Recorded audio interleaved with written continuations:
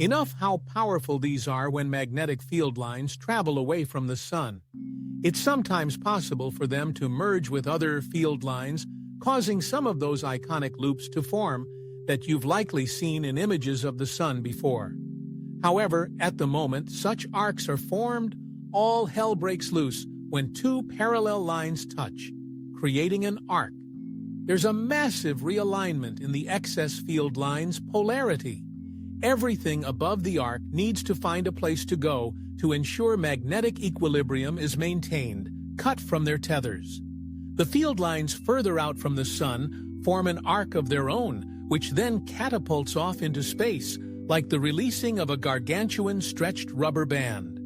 This rapidly accelerating magnetic force is known as a nanoflare, and it indirectly heats the corona above it to multi-millions of degrees in seconds.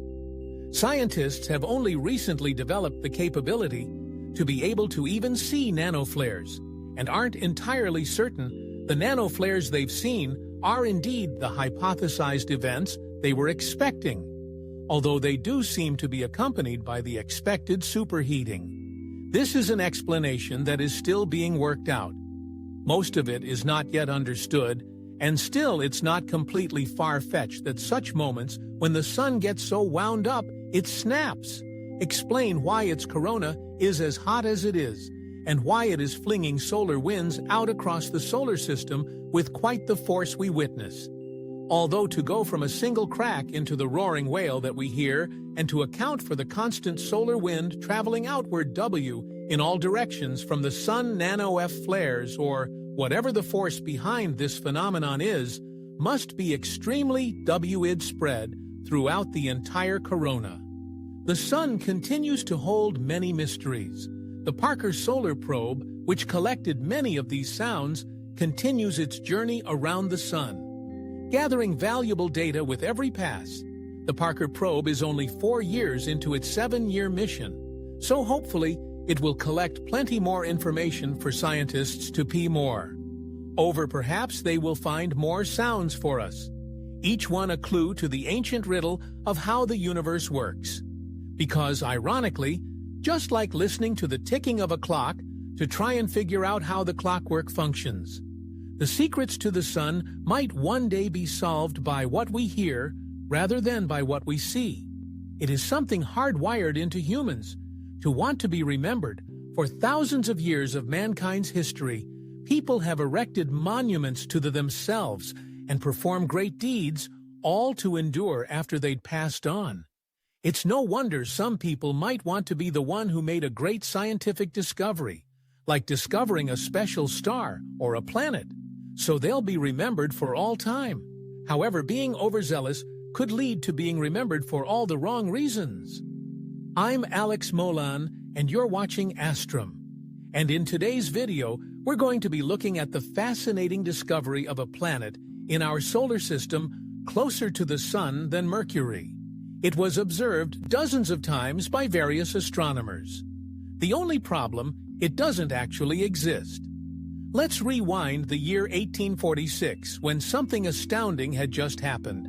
In the scientific community, Jean-Joseph Lyrac, a French astronomer and mathematician, had just helped discover the planet Neptune. Using nothing but pure mathematics, he had been examining the rotation of the then 7 planets when he noticed that something was off about Uranus. It didn't seem to be moving in line with the theories of gravity proposed by Newtonian physics. Theo reasoned that the only explanation for this was that there must be a planet out beyond the orbit of Uranus that was perturbing its motion to account for this discrepancy. He did some maths and then declared that his 8th planet must exist at an exact point in the night sky.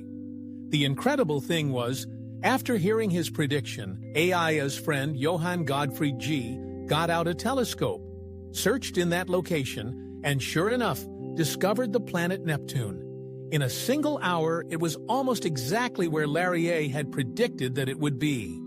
The scientific community went wild with this discovery, and Lyrac was rightly celebrated for his incredible deductions.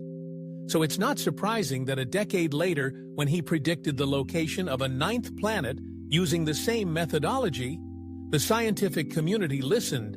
In fairness, he had not been the first to predict that such a planet existed. It was as far back as 16,000 UMWA. The German astronomer Christoph Scheiner had claimed to have noticed a strange black spot moving in front of the Sun, and had claimed that this was a planet. In reality, it was most probably a sunspot.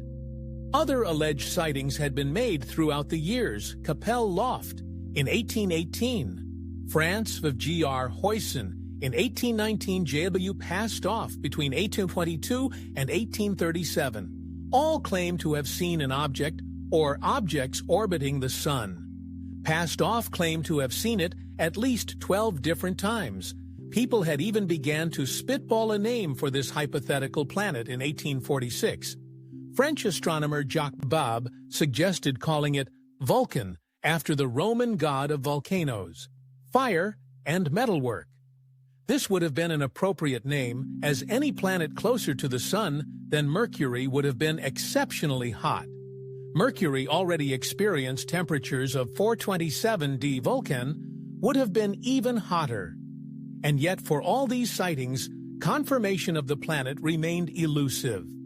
But what made Laria's claims stand out was the way he had come to make it in 1845. Before his discovery of Neptune, Larrier had been asked by the director of the Paris Observatory to apply Newton's laws of physics to the orbit of the planet Mercury, to see if the two lined up. Laria did so, laying out a theoretical orbit that Mercury would take around the Sun based on Newtonian physics. Once his prediction was